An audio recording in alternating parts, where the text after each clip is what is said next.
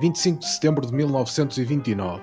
O engenheiro Álvaro de Campos envia uma carta à namorada de Fernando Pessoa. Excelentíssima senhora Dona Ofélia Queiroz, um abjeto e miserável indivíduo chamado Fernando Pessoa, meu particular e querido amigo, encarregou-me de comunicar a Vossa Excelência que Vossa Excelência está proibida de 1. Pesar menos gramas, 2. Comer pouco, 3. Não dormir nada, 4. Ter febre, 5. Pensar no indivíduo em questão. Cumprimento a Vossa Excelência Álvaro de Campos, engenheiro naval.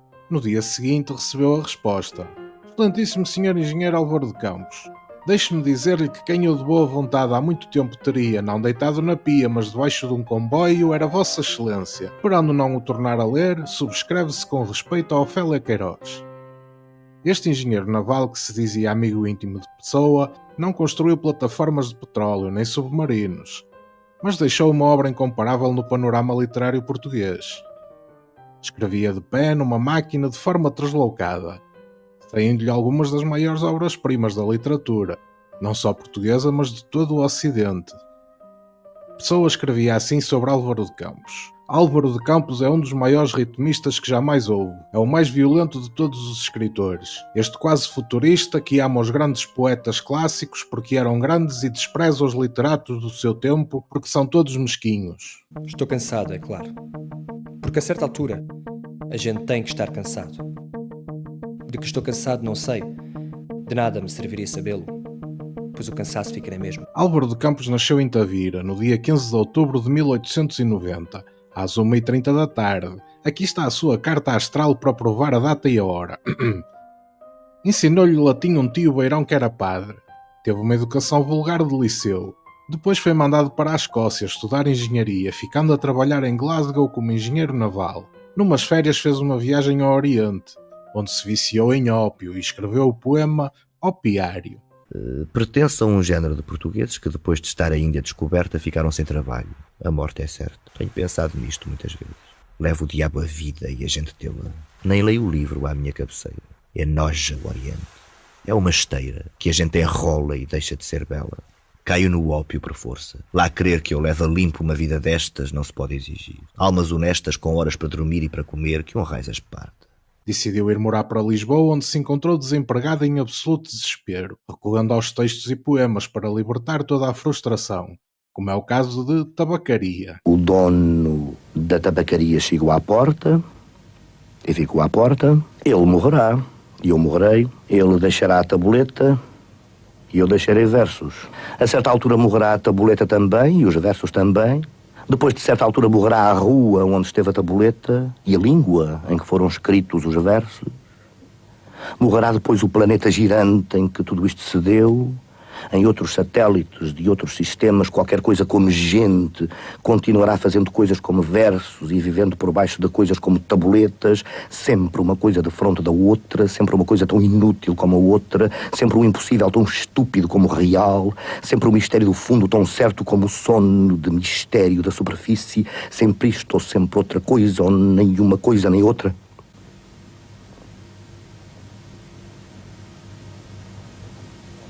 Surge em 1915 perante o público português no primeiro número da revista Orfeu, em grande destaque, com 2 textos publicados. Um, o já mencionado Opiário, o outro, a Ode Triunfal, uma das obras-primas da literatura modernista portuguesa. A eletricidade, nervos doentes da matéria, a telegrafia sem fios, simpatia metálica do inconsciente, a túneis, a canais, Panamá, aqui é o Suez, a todo o passado dentro do presente, a todo o futuro já dentro de nós. Nesse mesmo ano, farto de ser chamado futurista pela imprensa, envia uma carta ao diretor do Diário de Notícias. Excelentíssimo Sr. Diretor do Diário de Notícias, a minha Ode Triunfal no primeiro número do Orfeu é a única coisa que se aproxima do futurismo. Eu, de resto, nem sou intercionista ou pálico nem futurista. Sou eu, apenas eu, preocupado apenas comigo e com as minhas sensações. Espero da lealdade jornalística de Vossa Excelência a inserção desta carta em lugar onde, pelo menos, os jornalistas a leiam. Em poucos anos, Álvaro de Campos passou de uma fase decadentista, abusando das onomatopeias nas publicações de Orfeu, para um pessimismo onde nada mais o rodeava que não fosse desilusão. No tempo em que festejavam o dia dos meus anos, eu era feliz e ninguém estava morto. Hoje já não faço anos. Duro. Somam-se-me dias Serei velho quando for. Mais nada. Mas sim, claro, todos sabemos, Álvaro de Campos nunca existiu. Ou melhor, existiu na cabeça de Fernando Pessoa. Era um dos seus muitos heterónimos. A abordagem aqui escolhida serve para sublinhar que os heterónimos de Fernando Pessoa eram muito mais do que isso. Ele não era um, ele era vários. Um dia, eles precisavam acabar uma página do Orfeu e ele já tinha mandado um poema para a revista e o Sacarneiro, que era o que financiava, perguntou, e agora, o que nós vamos fazer? E ele disse, eu acho que eu tenho uma poesia de uma pessoa que mandou para mim, que eu acho que é boa. E entregou a poesia, que era a poesia de Álvaro de Campos. É tão espantoso isso que Fernando Pessoa fez, de abrir tantos leques, como se fossem tantos, e tudo tão profundo e tão bonito. Tinham biografia, obra própria, escreviam a jornais.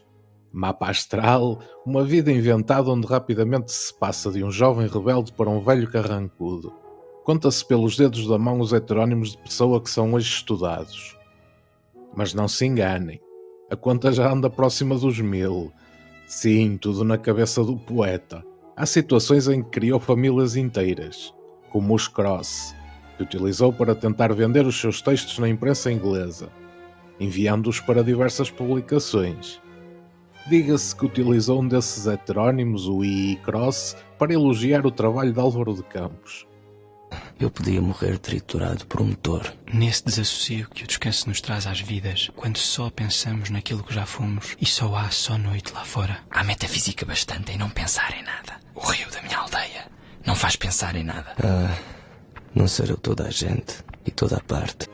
E Álvaro de Campos extravasou o mundo literário, influenciando mesmo a vida pessoal de Fernando Pessoa. Como vimos no caso da correspondência com Ofélia, esta diz que preferia ver Campos debaixo de um comboio, apontando para a loucura com que Pessoa incorporava o que deveriam ser, para a sua própria sanidade, apenas alter egos ficcionais. Cruzou por mim, veio ter comigo numa rua da Baixa aquele homem mal vestido, pedinte por profissão, que se lhe vê na cara que simpatiza comigo, eu simpatizo com ele. E reciprocamente, num gesto largo, transbordante, dei-lhe tudo quanto tinha, exceto, naturalmente, o que estava na algibeira onde trago mais dinheiro. Não sou parvo, né? Romancista russo aplicado, e romantismo sim, mas devagar.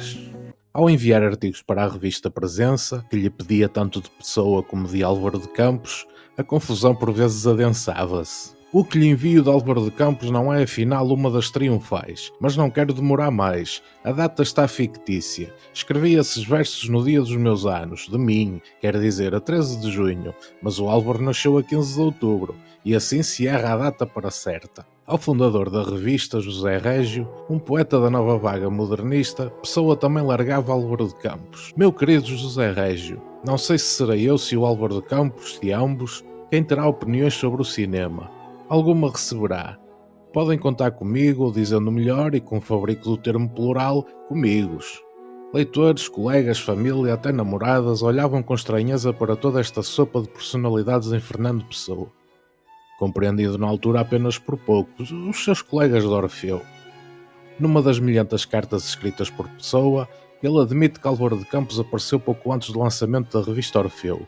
Impetuosamente, quando num jato e à máquina de escrever sem interrupção nem emenda surgiu a ode triunfal.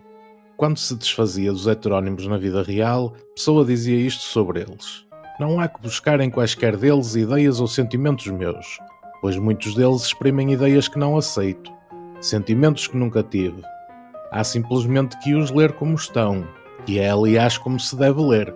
Mas, numa carta a Casais Monteiro, poucos meses antes de morrer, Pessoa revela. E, é verdade, um complemento verdadeiro e histérico. Ao escrever certos passos das notas para a recordação do meu mestre caeiro, do Álvaro de Campos, tenho chorado lágrimas verdadeiras. É para que saiba com quem está lidando, meu caro Casais Monteiro. Toda a gente que eu conheço e que fala comigo nunca teve um ato ridículo, nunca sofreu enxovalho, nunca foi senão príncipe. Todos eles príncipes na vida. Quem me dera ouvir de alguém a voz humana, que confessasse não um pecado, mas uma infâmia, que contasse... Ô filho da p... Tô lendo poema, porra! Eu tô lendo poema, porra! Beijo, te admiro muito. Desgraçado, você atrapalhou tudo! Você atrapalhou tudo! Que confessasse não um pecado, mas uma infâmia, que contasse não uma violência, mas uma covardia. Não, são todos o ideal. Se os ouço e me falam,